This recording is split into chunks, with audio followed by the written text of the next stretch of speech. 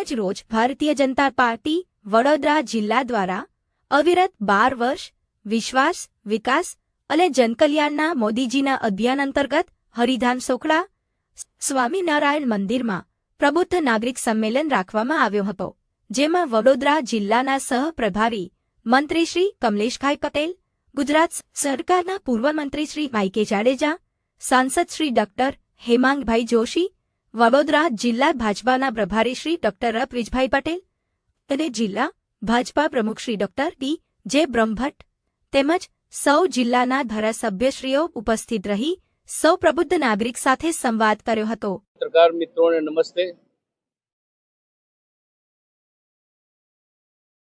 ઉપસ્થિત રાજ્ય સરકારના મંત્રી માનનીય શ્રી કમલેશભાઈ, જિલ્લાના અધ્યક્ષ શ્રી ડોક્ટર બ્રહ્મભટ્ટજી, ભાઈ શ્રી ઋત્વિજભાઈ, ધારાસભ્યશ્રીઓ, સૌ આગેવાનો, સમગ્ર દેશ અને ગુજરાતના સપૂત દેશના વડાપ્રધાન માનનીય નરેન્દ્રભાઈ મોદીએ કેન્દ્ર સરકારમાં 12 વર્ષ પૂર્ણ કરીને દેશની અંદર સૌથી વધારે સમય પ્રધાનમંત્રીની જવાબદારીનો નિભાવવાનો જ્યારે કાર્યક્રમ કર્યો છે, એ કાર્યને બિરદાવવા માટે કેન્દ્ર સરકાર અને ગુજરાત સરકારની યોજનાઓ જન સુધી પહોંચાડવા માટે જનકલ્યાણ, વિકાસ અને વિશ્વાસના નારા સાથે પ્રત્યેક જિલ્લાઓમાં પ્રકારના સંમેલનો યોજવામાં આવી રહ્યા છે. આપણા સૌ માટે આનંદ અને ગૌરવની બાબત કે સમગ્ર દેશમાં અને દુનિયામાં માનનીય નરેન્દ્રભાઈ મોદીએ ભારતની છબીને જે ઉજળી કરીને બતાવી છે, વિશ્વના નકશા ઉપર ભારતને એક આગવા સ્વરૂપમાં જ્યારે મૂક્યું છે અને પ્રથમ મારો દેશ પ્રથમ રાષ્ટ્ર ના નારા સાથે જનકલ્યાણની અનેકવિધ પ્રકારની વિવિધ યોજનાઓને ઘર ઘર સુધી પહોંચાડી છે. મૂળમાં મંત્ર વિચારને લઈને, પંડિત દીનદયાલજીના કાર્યને લઈને,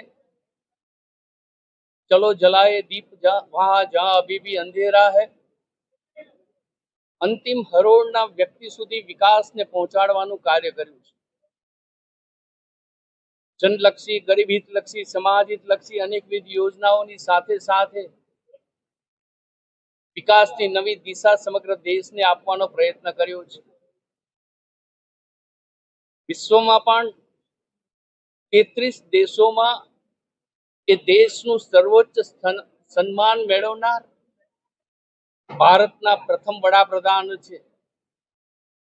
અને આવું દેશ અને દુનિયામાં જ્યારે એમનું સન્માન થતું હોય ત્યારે ભારતના પ્રત્યેક નાગરિકને એક હર્ષ અને આનંદની લાગણી અનુભવ થતો હોય છે. માનનીય નરેન્દ્રભાઈ મોદીએ પ્રત્યેક વ્યક્તિનો વિશ્વાસ પ્રાપ્ત કર્યો છે, પ્રત્યેક સમાજનો વિશ્વાસ પ્રાપ્ત કર્યો છે. ખેડૂત હોય, યુવા હોય, મહિલા હોય, પ્રત્યેક વ્યક્તિ પ્રત્યે કોઈને કોઈ પ્રકારની રાજ્ય સરકારની યોજનાઓ મૂકીને, કેન્દ્ર સરકારની યોજનાઓ મૂકીને એ યોજનાઓ જે તે વ્યક્તિને સ્વાવલંબી બનાવે, ગરીબી રેખામાંથી બહાર આવે. દેશમાં 25 કરોડ કરતા વધારે કુટુંબો કોઈ ગરીબી રેખામાંથી બહાર આવે એ કોઈ નાની સૂની ઘટના નથી. જ્યારે દેશના આત્મસન્માનનો પ્રશ્ન આવે ત્યારે સિંદૂરની સૈનિકોની એક આગવા પ્રકારની લડતની બાબત હોય કે કોઈ પણ પ્રકારની દેશ ઉપર થતી હરકતોનો જવાબ આપવા માટેનો પ્રશ્ન હોય, દેશની સુરક્ષાને પ્રથમ પ્રાધાન્ય આપવામાં આવ્યું છે. સમગ્ર દુનિયા અનેકવિધ પ્રશ્નોથી ઝઝૂમી રહી છે ત્યારે માનનીય નરેન્દ્રભાઈ મોદીએ દેશના વિકાસને અગ્રીમ હરોળમાં લઈ જવા માટેનો પ્રયત્ન કર્યો છે અને એનું જો મુખ્ય કોઈ ઉદાહરણ હોય તો દુનિયાના સૌથી સુખી દેશો પણ જીડીપીમાં પાછળ રહી ગયા છે.